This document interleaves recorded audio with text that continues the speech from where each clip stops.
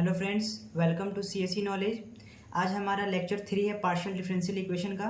पिछले लेक्चर में हम लोगों ने कॉम्प्लीमेंट्री फंक्शन पे बेस्ड सारे क्वेश्चन किए थे, जिसमें हम लोगों ने देखा था कि रूट सेम होता है तब उसका कॉम्प्लीमेंट्री फंक्शन क्या होगा, जब रूट डिस्टिंक्ट होता है तब उसका कॉम्प्लीमेंट्री फंक्शन क्या होगा।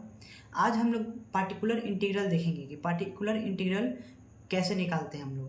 तो सबसे पहले ये एक इक्वेशन है जिसको इस फॉर्म में कन्वर्ट करते हैं एफ डी डी डैश। जैसा कि आपने देखा होगा कि आप डेल अपॉन डेल एक्स को डी में कन्वर्ट करते थे, डेल अपॉन डेल वाई को डी डैश में कन्वर्ट करते थे। तो उसी को हम इस तरीके से इस फॉर्म में लिख के सॉल्व करेंगे। अब इस फॉर्म को सॉल्व करने का कुछ तरीका होता है जो हम लोग पढ़ेंगे अभी यहाँ पे, जिसमें सबसे पहला हमारा होता है शॉर्ट मेथड। क्या होता है गाइस? Short methods. चलिए इसको देखते हैं गाइस कि क्या होता है। चलिए गाइस, तो सपोज करिए कि phi x comma y is a function of type phi a x plus b y के फॉर्म में हो। किस फॉर्म में हो? सबसे इंपॉर्टेंट है ये गाइस, ए एक्स प्लस बी वाई के फॉर्म में हो, तब हम उसका find P I particular integral कैसे करेंगे। तो उसका कुछ प्रोसेस होता है जिसमें हमारा सबसे पहला होता है कि जब भी आपको ए एक्स प्लस बी वाई का फॉर्म दिख जाए पार्टिकुलर इंटीग्रल निकालने के लिए और उसका बोले, तो हम क्या करेंगे? सबसे पहले जो हमारा डी था, सबसे पहले डी क्या था? डेल अपॉन डेल एक्स को हम डी में कन्वर्ट करते हैं। तो हम लोग क्या करेंगे कि डी को रिप्लेस करेंगे ए से, रिप्लेस करेंगे ए से। डी डैश, दूसरा हमारा क्या था गाइस? डी डैश, उसको किससे करेंगे? बाई बी से। डी को ए से, डी डैश को बी से, ठीक है। किसमें? In function F D D dash. जो आपका डी और डी डैश का फंक्शन आ रहा था, सपोज करिए del square x upon del square z upon del x square plus del square z upon del y square, उसको कन्वर्ट कर रहे थे तो आपका फॉर्म डी और डी डैश के फॉर्म में आ रहा था। तो जब उसको कन्वर्ट करेंगे हम इस फॉर्म में लिखेंगे 1/f D D dash phi x y. तो सॉल्व करने का जो प्रोसेस होगा उसमें क्या होगा?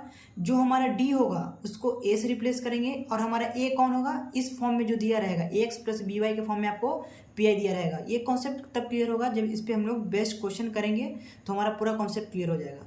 डी को कन्वर्ट करेंगे ए से, डी डैश को कन्वर्ट करेंगे बी से। चलिए अब इस पर बेस्ट और क्वेश्चन भी हम लोग करेंगे जिससे क्लियर हो जाएगा सारा। सपोज अब इसके बाद हम लोग क्या करेंगे?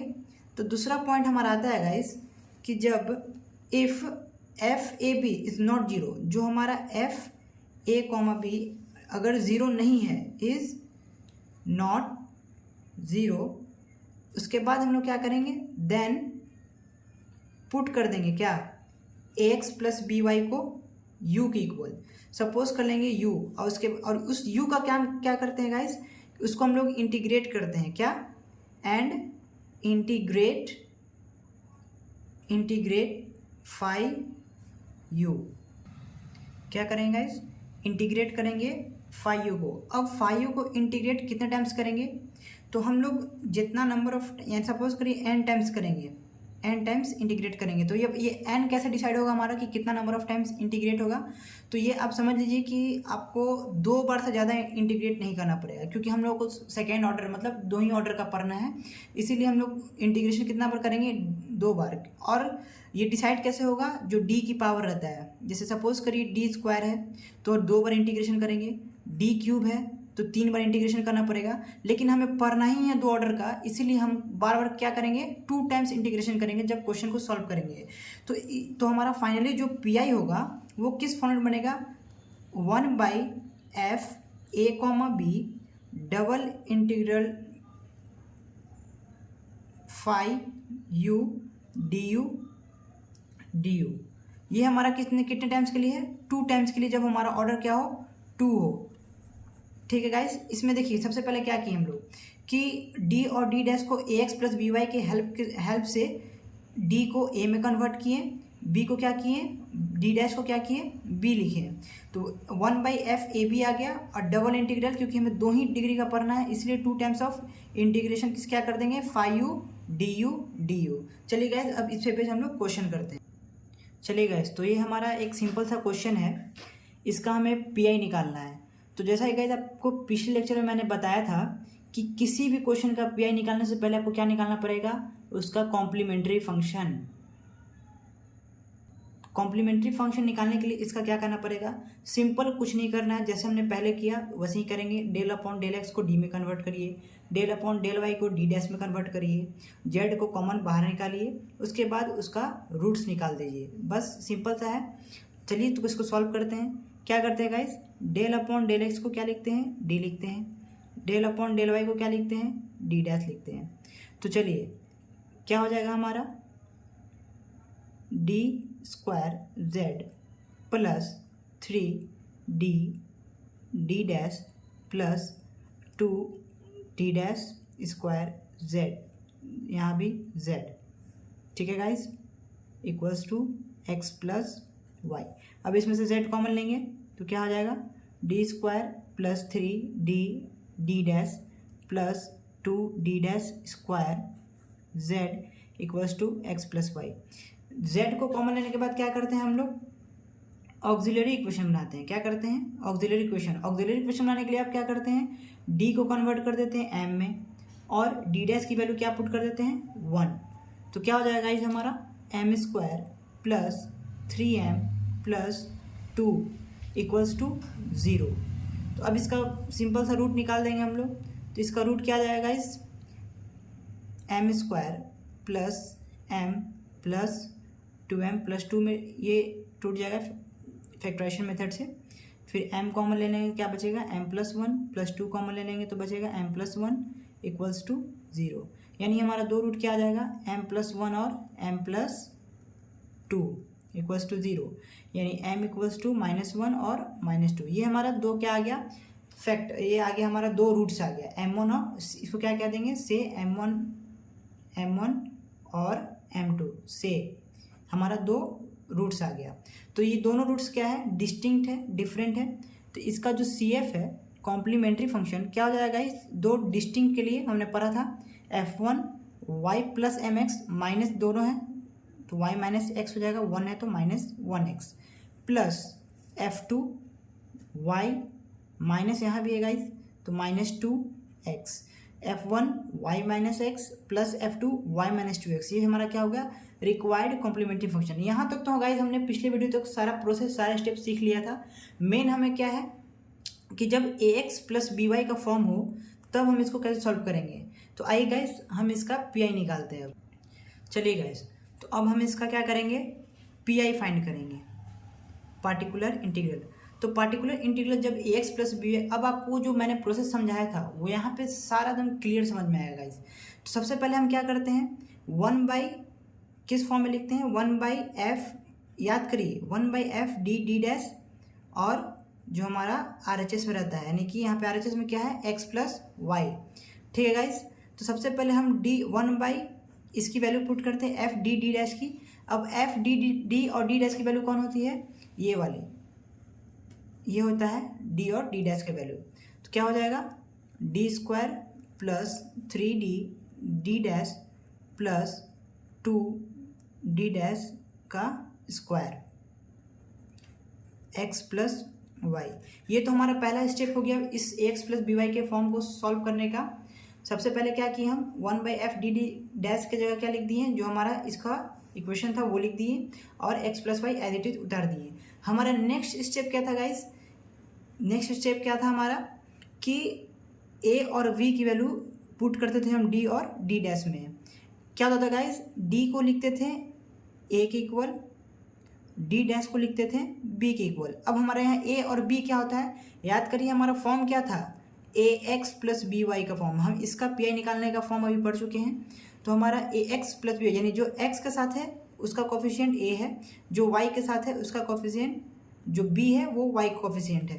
तो यहाँ x का कोफिशिएंट कौन है, 1 है, यानी d इक्वल्स टू कितना हो गया, 1। सिमिलरली वहाँ पे d डैश की वैल्यू भी कितनी है, 1। समझ में आ गया गाइस आपको।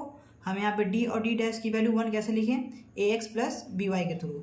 चलिए तो अब इसको पुट करते हैं तो क्या आ जाएगा हमारा, 1 बाई डी की जगह क्या, 1 यानी कि 1 का स्क्वायर प्लस 3 डी है 1, डी डैश है 1 प्लस 2 डी डैश का स्क्वायर यानी 1 का स्क्वायर और इसके बाद हम लोग इसका क्या पढ़े थे कि अगर ये वैल्यू ज़ीरो नहीं आ रहा है, यहाँ तो सारे एडिशन में है तो ऑब्वियस सी बात है कि डिनोमिनेटर ज़ीरो होगा नहीं गाइस।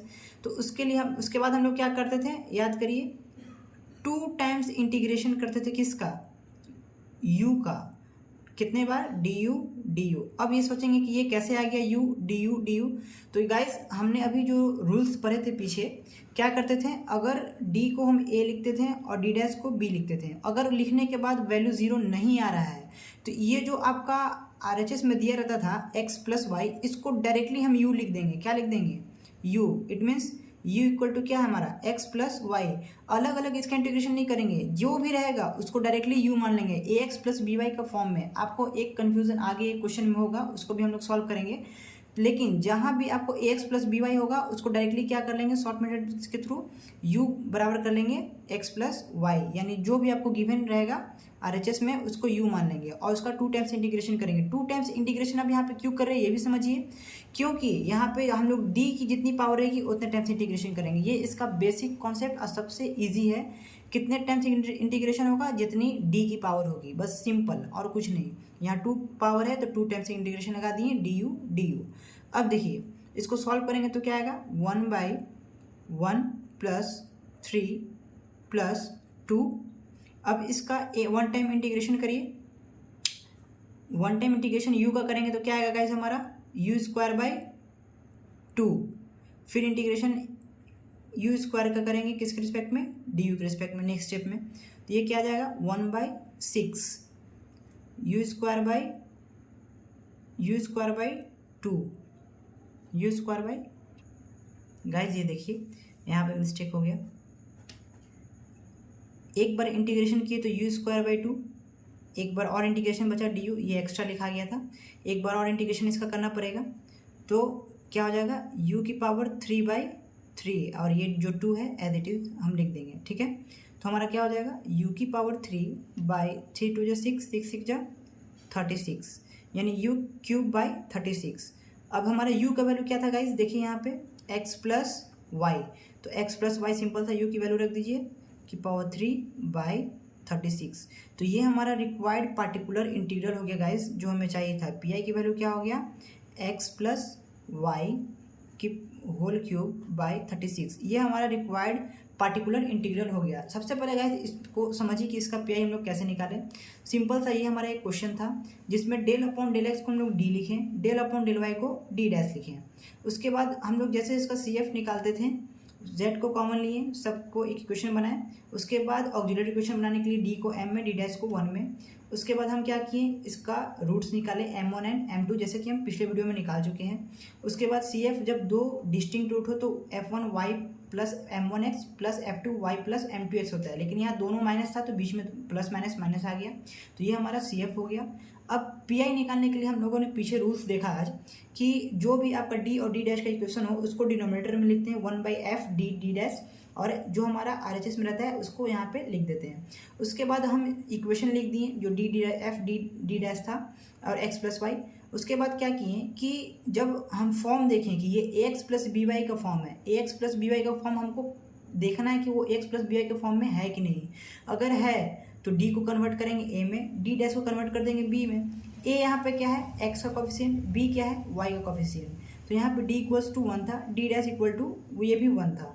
तो हम लोग क्या करते हैं, यहाँ पे d की वैल्यू 1 पुट कर दिए, d डैश की वैल्यू 1 पुट कर दिए, और जैसे ही वैल्यू अगर हमें पता चले कि 0 नहीं हो रहा है तो बस जो हमारा RHS में दिया हुआ रहेगा x प्लस वाई, जो भी हमारा दिया रहेगा ax प्लस बी वाई के फॉर्म में जो भी दिया रहेगा उसको 2 टाइम्स इंटीग्रेशन कर देंगे डायरेक्टली u मान के। जो भी आपका ax प्लस बी वाई का फॉर्म होगा उसको डायरेक्टली u मान लेंगे।